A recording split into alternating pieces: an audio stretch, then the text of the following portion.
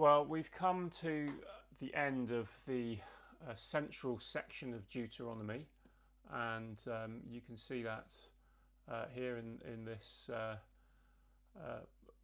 on the page. Is that still live? Yes, I think it is. And you can see the central section, chapters 12 to 26, unpacking the Ten Commandments. Now, as God's saved people live like this. So, chapter 26 and verse 16, those last four verses of the chapter, they really bring home and summarise what's been going on in these verses. And we see here grace, that you have. The Lord has declared this day that you are his people, his treasured possession as he promised. You see here the response to grace that is required in obedience. You need to follow these decrees and laws, carefully observe them with all your heart and with all your soul. You will walk in his ways, you will obey him, you are to keep all his commands. And you see the blessing that comes from living obediently and responding obediently. He has declared that he will set you in praise, fame and honour, high above all the nations he has made, and that you will be a people holy to the Lord your God as he promised. Now, I think in these days, singling out a nation or a race over others it sounds pretty worrying, really, doesn't it? It doesn't sound great. What does he mean then, that he's going to set them above all the nations? Is this the root of our contemporary problems with racism? I think it's helpful to look at verse 19 and see those words to set you in praise, fame and honour. It's very clear in Deuteronomy that the people of Israel were to understand that they could not take pride in their position among the nations. They weren't to think that God had singled them out because they were somehow better than the other nations around them. So those words, praise, fame and honour, they can't mean, take pride in how wonderful you are at the expense of everybody else. And actually, if you do a search for where those words are used in the rest of the Bible, you'll find that it's just in two places. In Jeremiah, in chapter 13 and verse 11, and then chapter 33, verse 9. And in both of those places, those words come together, praise, fame and honour, in the context of what God wanted Israel to be.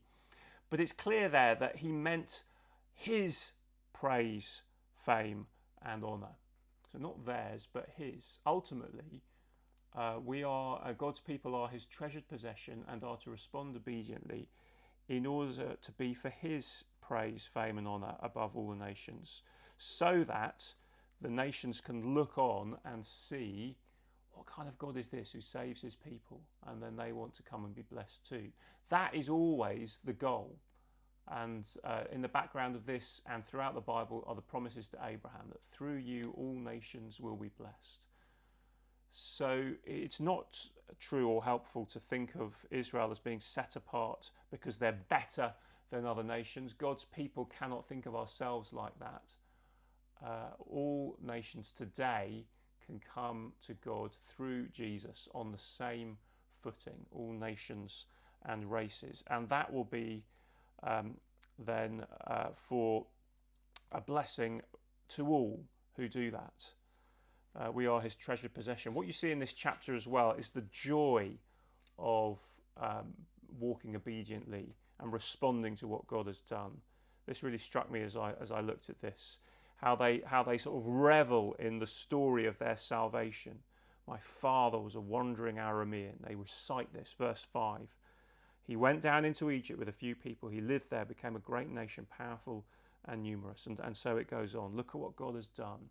And Christians do this too. We keep going back to what Jesus has done for us at the cross, and we're to revel in that and enjoy telling the story again and again to one another and to the world. And then it goes on, verses 12 to 15 as well. You are to think about the way that you treat the poor, and in your response to what God has done for you, you are to care for the poor. You're not properly keeping the law until you are thinking of those who cannot look after themselves. And again, that they do this with, that there's a great blessing in doing this. That this is part of their joyful response to what God has done from them. And so verse 15, as they do this, they're then praying, bless your people Israel, as we respond in obedience. It's not because they think they deserve it, it's because it's all their obedience is a response to his grace, and then they're asking for more grace. And that should be the same pattern for us today. So we are not to think of ourselves as more deserving. We're to think of ourselves, as is often said, as one beggar telling another beggar where to find bread. And as we do that, finding that there's great joy in serving this God who's given us that bread, given us salvation, the joy of knowing him day by day, the joy of walking with him obediently. His commands, his laws, we're not bound by these laws in the same way as Israel was, but the general principle of obedience to God, it's not a bind, it's not a chore, it's a joy to respond to what God has done for us in Christ.